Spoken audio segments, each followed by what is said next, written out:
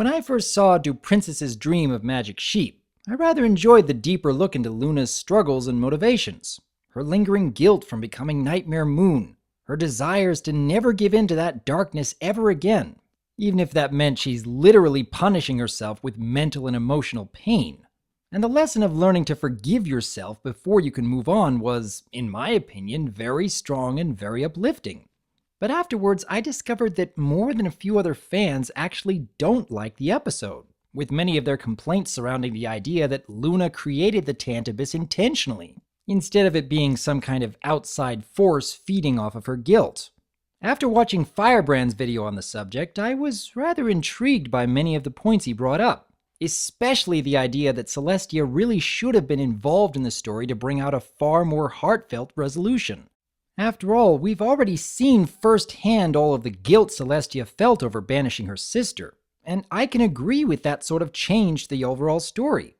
But the deeper question remains, should Luna have created the Tantabus herself? I can understand and even support the idea that the Tantabus could have been some kind of outside force Luna had no part in creating. It would have left a very powerful lesson for the audience. And yet, I can still see a very powerful and worthwhile lesson from the story we were given, even with Luna's motivations behind creating the Tantabus, because I can see a bit more depth to her struggles if we compare it to another Season 5 episode, Brotherhood's Social. Big Mac is feeling brushed aside because his sister Applejack has accomplished far more than he could ever hope to do himself, and Applebloom tends to give her sister all her praises for that very same reason. But instead of just accepting that it's just the way things are, Big Mac goes through some pretty unexpected means in order to be a hero in Applebloom's eye. In the end, his methods didn't achieve the results he wanted, but we can understand his motivations behind them. Another example that comes to mind, with far more unsettling consequences, comes from Lesson 0. The idea of mind control has often been used by villains to achieve their goals. But even the main protagonist, our beloved Twilight Sparkle, shows that she can be pushed to that extreme when under a great deal of stress and even guilt. Just imagine how much damage could have been caused throughout Ponyville and even beyond if Celestia hadn't shown up. In that moment, Twilight had shown how unstable she can be when under that much stress. Most of which was self-inflicted, I remind you. So many of her friends were trying to tell her that it wasn't that big of a deal. But in Twilight's mind, that simply wasn't the case. And what I find most admirable in this episode was Celestia's patience and understanding even after her pupil had used her power irresponsibly. Luna's motivations behind the creation of the Tantabus are somewhat similar to both Big Mac and Twilight. She felt a great deal of guilt over her mistakes of the past, yes. But I also see a motivation to live up to her sister's example. Just imagine that every time Celestia is praised for her actions resulted in a hurtful reminder of Luna's shortcomings.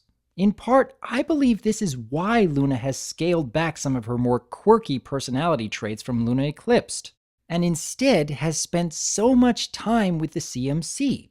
She may not fill the role of wise motherly mentor quite as well as Celestia, but she's genuinely trying. And in respect to the CMC, she's done a fantastic job thus far. In regards to creating the Tantabus, though, she is in effect revisiting her own mental and emotional anguish in the hopes that she can learn enough to keep that darkness from ever taking over again. In a way, this is somewhat similar to a person who keeps going back to a therapy session, even though they know they'll end up in tears by the end of the appointment every single time. Or someone who keeps going back to the graveside of a loved one in order to mourn their loss.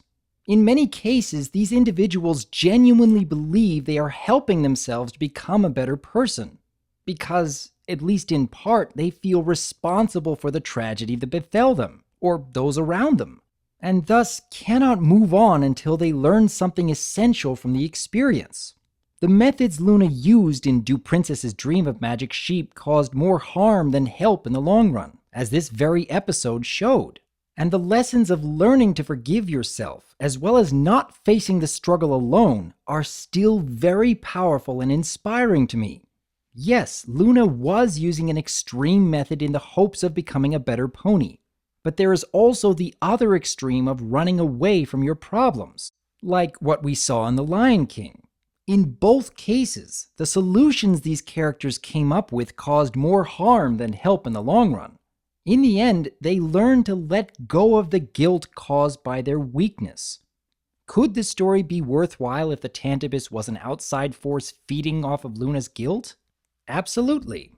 Sometimes life will give us obstacles beyond our control that we have to learn to deal with.